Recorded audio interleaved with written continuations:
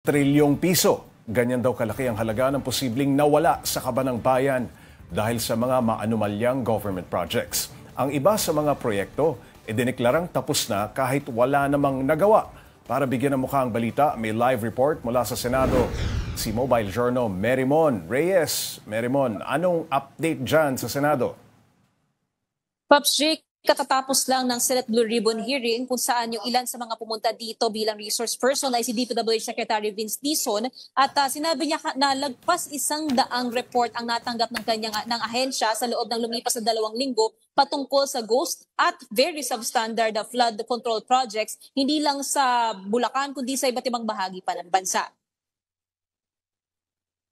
Sabi ni Secretary Dizon, ang mga reklamong natanggap ay hindi lang mula sa Bulacan, kundi maging sa iba pang lokalidad. Nakita rin nilang may mga questionable proyekto mula La Union, Oriental Mindoro, Nueva Vizcaya, Eastern Samar at Mindanao. Madalas daw sa mga proyektong inirereklamo ay hindi dumadaan sa local, provincial at regional development council. Dahil 10 taon ang sakop ng iniimbestigahan na kabubuo lang na Independent Commission on Infrastructure. Tansya raw ng DPWH, maaaring abutin ng trilyong piso ang perang nawala sa kaban ng bayan. Pakinggan natin ang pahayag ni Secretary Dizon. Dito, mga proyekto na hindi lang bad performance, no performance at all.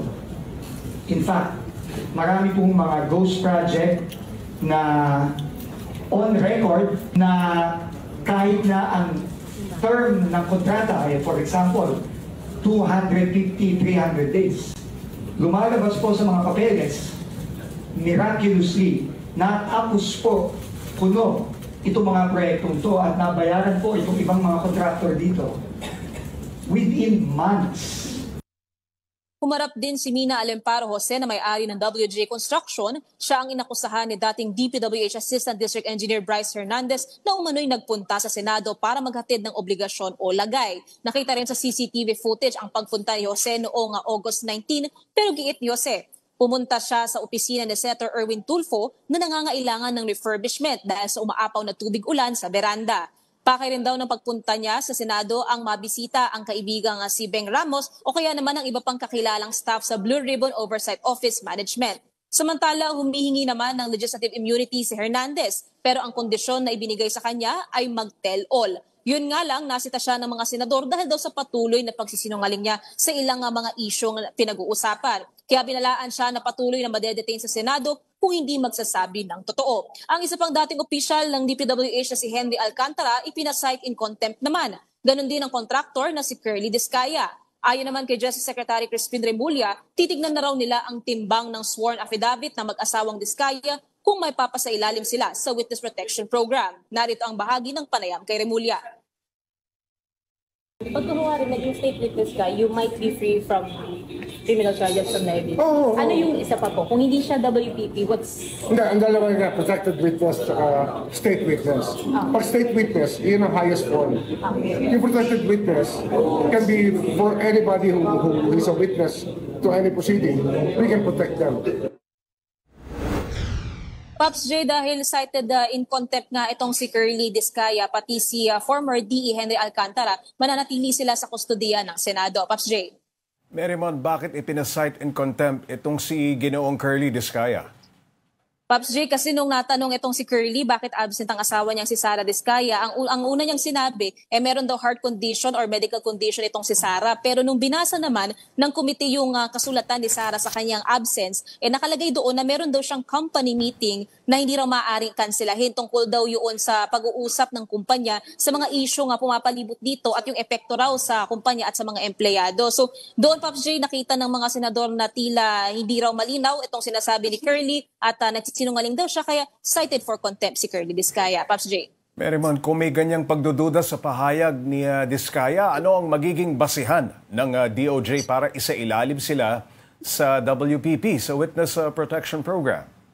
Pops J, sabi ni Justice Secretary Remulla, titignan na raw nila, kakausapin daw nila itong si Curly Discaya. Bukas, inaasahang pupunta sa DOJ si Sara Discaya naman. Ang sisimulan daw nila ay yung sworn statement o affidavit ng mag-asawang Discaya, then they'll go from there daw. Aalamin din daw nila yung iba pang occurrences sa opisina na pumapalibot dito kasi tinitingnan daw nila yung bigat o yung lawak ng proteksyon na pwede nilang ibigay sa mag-asawang Diskaya at titingnan din daw nila yung lawak ng impormasyong maibibigay ng mag-asawang Diskaya. Pops J. Merimon, yung hiling na legislative immunity naman ni Bryce Hernandez, may desisyon na ba ang Senado kung pagbibigyan niya?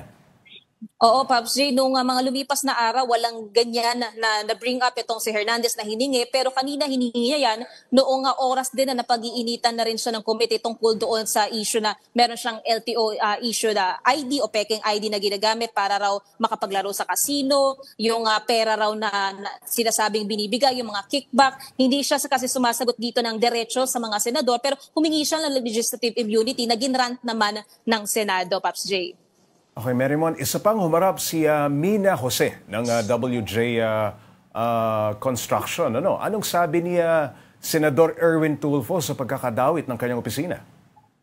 Oo, Pops J, ang unang sinabi ni Senator Erwin, handa raw siyang ibigay o ipakita yung mga documentation sa supposedly magiging transaksyon ng opisina niya at saka nitong WJ Construction na pagmamay-ari ni Mina Alemparo. Kasi kanina pinakita rin ni Senator Erwin yung kanyang opisina na yun daw sana, yung isasara daw yung part na yun para raw yung sa alulod, hindi na raw tatagas o tutuloy yung tubig papunta raw sa kanyang opisina. Ang estimated cost daw nun parang around 1 million pesos pero dahil nga nabanggit ni Bryce Hernandez itong si Mina at nakita niya raw na parang may mali siya o nasasangkot daw, doon niya na raw pinull out, hindi niya raw tinuloy yung kontrata at mukhang sa ngayon hindi raw muna kukuha ng kontratista itong si Senator Erwin dahil natatakot siyang baka raw lahat ng mga kontraktor sangkot sa issue sa anomalya sa flood control projects. Pops J. Okay, Merimon, magkano raw ba kung sakali yung kontrata ng ipagagawa niyang veranda? Nabanggit mo, parang mga 1 million pesos, ano?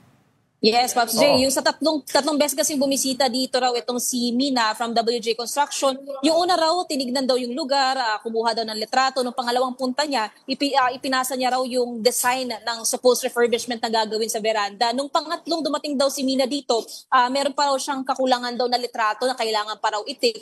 At doon din na nagalit itong si Senator Erwin dahil hindi raw nagkaroon ng malinaw na komunikasyon na pupunta raw sa Blue Ribbon Oversight Office Management itong si Mina para raw bisitahin yung kanyang mga kakilala nga raw doon. Kaya nagkakaroon daw ng mali siya sa kanyang pagpunta dito August 19, Pops J. Yung pagkakapili dito kay WJ Construction, anong paliwanag ni Senator Erwin?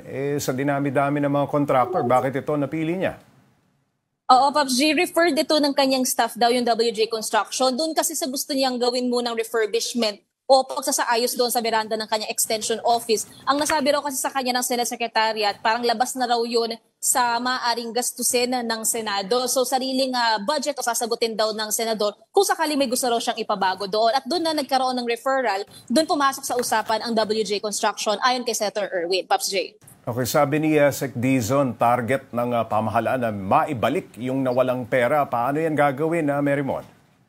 Oo, Pops J, una, maglalabas na ng transparency portal itong DPWH. Nakalagay doon lahat ng questionable o anomalous flood control projects, sino ang proponent nito, saang lugar ito nakikita o nakatalaga, at sino pa yung mga nasasangkot na opisyal, maging ang updates ng DPWH sa kanilang investigasyon.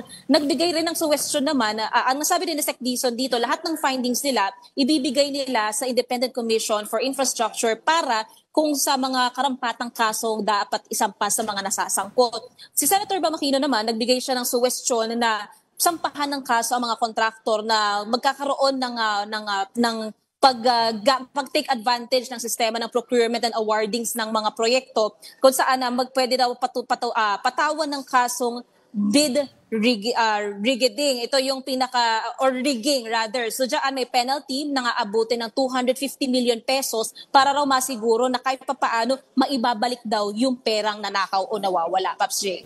Okay, Merimon, magkakaroon pa ba ng susunod na pagdinig? At kailan, kung sakali, sino ipatatawag? Pops J, yan yung inaabangan natin sa ngayon. Pagdating sa resource person, ang sinasabi ni Senator Ping tungkol dyan, inaayos nila lagi yung magiging prioritization ng mga contractor na iimbitahan, ng mga opisyal na iimbitahan. Pero ang siguro din dito, tinitingnan ng komite, na gagawin yung susunod na pagdinig ng Blue Ribbon sa araw ulit na walang plenary session para kahit nagpas 3 o'clock in the afternoon, tulad ngayon, alas 4, mag-aalas 5 natapos yung pagdinig, maaari pa nilang bigyan ng oras itong kanilang Senate probe. Pops J. Maraming salamat, Mobile Journal Merimon Reyes.